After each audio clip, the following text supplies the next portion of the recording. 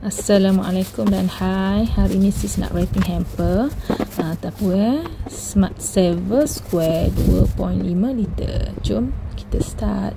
Okey, mula-mula kita letakkan Tupperware di atas net dan kita samakan bucu net tu kiri dan kanan. Kemudian kita cekakkan net tu di tengah-tengah. Okey, samakan ataupun susun dia punya net tu untuk nampak kemas.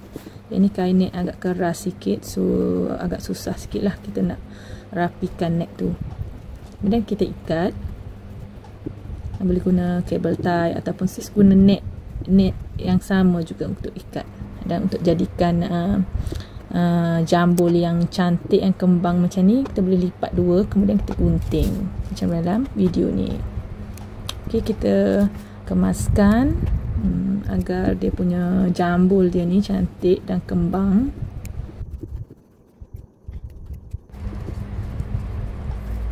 Okey, lepas tu kita letakkan ribbon. Tak nak letak pun tak apa, dah cantik dah. Tapi nak menambahkan lagi seri, kita boleh letaklah ribbon. Okey, next adalah color mint. Sama juga saiznya, Smart Saver Square warna mint 2.5 liter. Okay, sama letakkan net. Kemudian kita samakan bucu kiri kanan, depan dan belakang.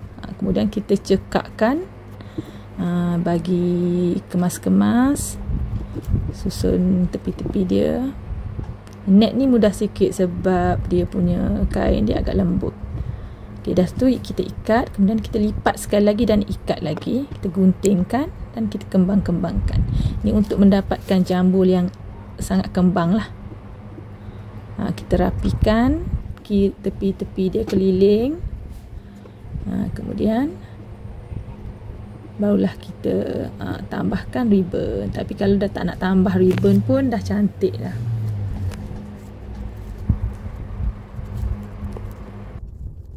Okay, ikat dua kali lah untuk bagi kemas dan tak tercabut. Hujung ribbon tu kita boleh curlkan dengan hujung gunting.